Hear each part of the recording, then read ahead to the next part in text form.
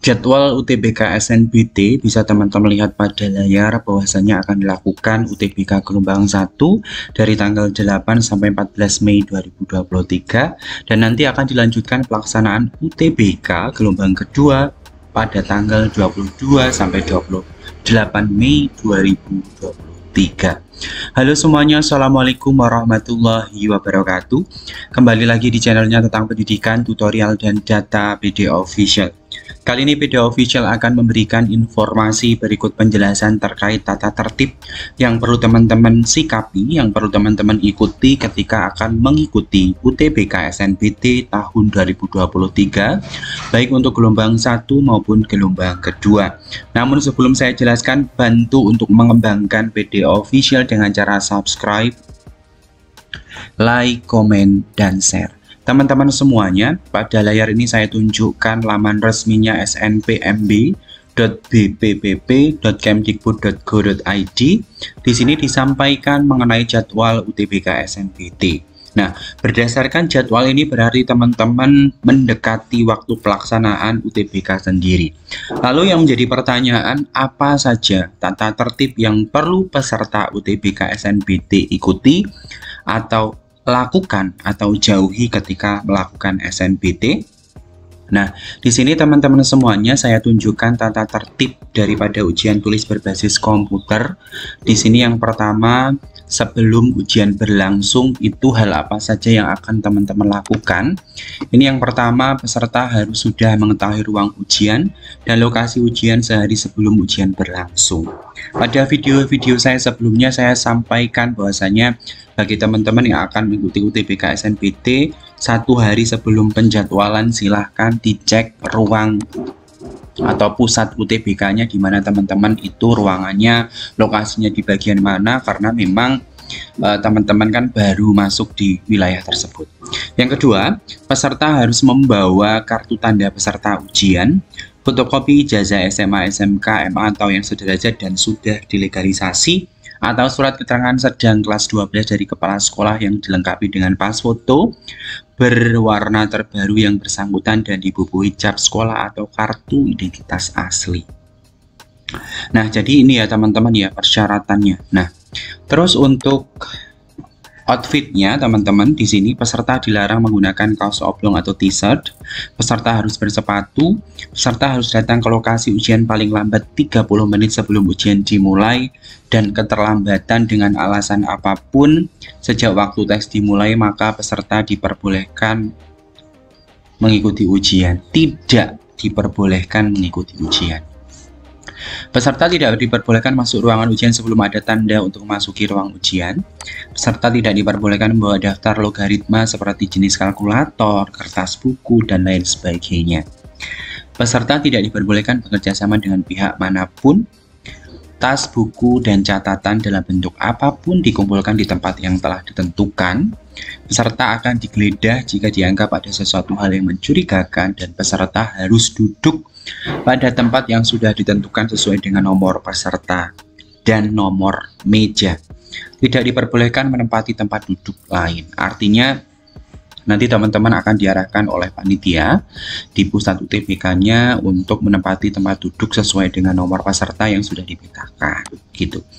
Nah, poin ke-12, peserta meletakkan kartu tanda peserta dengan foto menghadap ke atas. Peserta mengisi daftar hadir dengan menggunakan alat tulis yang disediakan. Peserta yang kehilangan kartu tanda peserta ujian harus segera melaporkan diri kepada pengawas ujian. Peserta memasukkan nomor peserta dan NISN, maksud saya peserta sebagai PIN peserta. Melakukan latihan UTBK sesuai dengan waktu yang disediakan untuk meyakinkan bahwa aplikasi sudah bisa digunakan.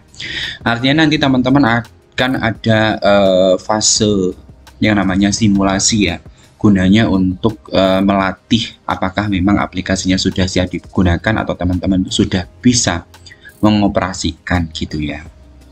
Nah, adapun ketentuan saat mengerjakan ujian UTBK sendiri, teman-teman pastinya silahkan membaca dengan seksama petunjuk mengerjakan ujian sudah tersedia pada aplikasi ujian, memasukkan nomor peserta dan PIN setelah memilih pilihan menu mulai ujian. Ya, jadi nantinya teman-teman akan menggunakan PIN itu sendiri dari NISN ya. Dan mohon maaf, nanti PIN-nya akan disampaikan oleh panitia ya, kalau memang waktu ujiannya akan dimulai. Sesaat sebelum ujian dimulai nanti pengawas akan menyampaikan PIN-nya gitu. Mengecek kesesuaian identitas yang tampil di layar perangkat dan klik pernyataan setuju ya. Setelah memasukkan PIN biasanya ada identitas. Setelah itu klik setuju, mengikuti petunjuk atau perintah dari pengawas terkait waktu mulai ujian, mengerjakan soal sesuai dengan lama waktu pengerjaan, menjawab butir soal dengan cara memilih atau mengklik jawaban atau opsi yang menggunakan mouse. Peserta dapat mengubah pilihan jawaban dengan cara memilih atau mengklik pilihan jawaban lain yang dianggap benar. Peserta dapat mengidentifikasi kelengkapan jawaban pada daftar soal di sisi kiri layar monitor.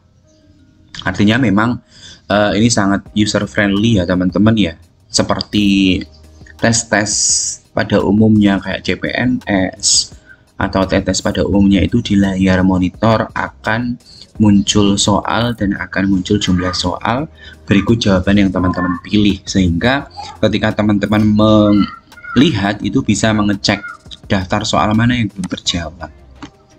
Nah, di sini ada keterangan ya teman-teman, soal yang belum dijawab ditandai dengan kotak warna putih, soal yang sudah dikerjakan ditandai dengan kotak warna biru ya. Terus poin yang ke-9, selama ujian berlangsung peserta tidak diperbolehkan menanyakan jawaban soal kepada siapapun, bekerja sama atau berkomunikasi dengan peserta lain ya.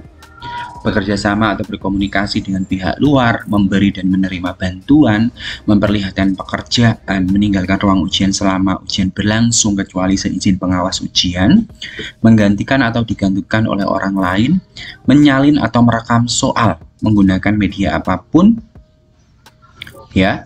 Nah, untuk teman-teman yang melakukan kecurangan maka akan berhubungan dengan panitia ya, nantinya akan dicatat di dalam berita acara pelanggaran ujian.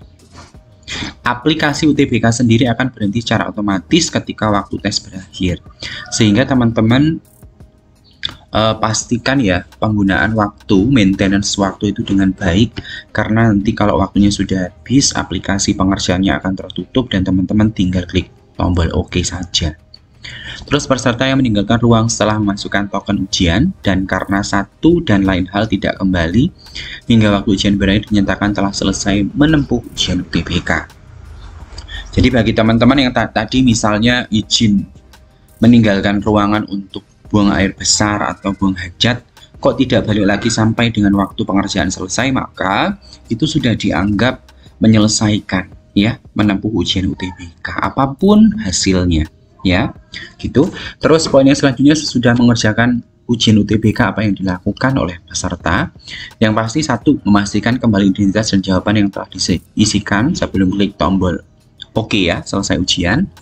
Peserta tidak diperbolehkan meneruskan pekerjaan serta tetap duduk di tempat pada saat bel tanda waktu ujian berakhir berbunyi. Peserta dapat meninggalkan tempat setelah diberi instruksi oleh pengawas ujian. Setiap pelanggaran terhadap tata tertib ujian masuk akan mengakibatkan peserta dibatalkan ujiannya. Jadi gitu teman-teman, ini gambaran umumnya pelaksanaan ujian ya, dari mulai sebelum, saat ujian berlangsung, dan sesudah ujian itu dilakukan.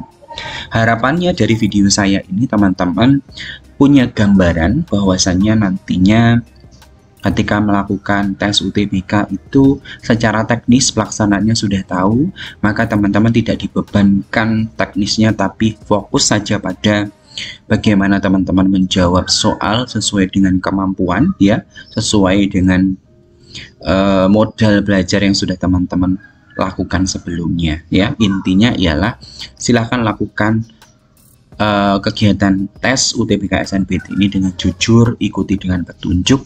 Insya Allah apa yang teman-teman ikhtiarkan itu diijabah oleh Tuhan Yang Maha Esa, Allah Subhanahu wa Ta'ala. Terima kasih atas perhatiannya teman-teman semuanya. Jangan lupa subscribe, like, komen, dan share video official channelnya tentang pendidikan, tutorial, dan data. Wassalamualaikum warahmatullahi wabarakatuh.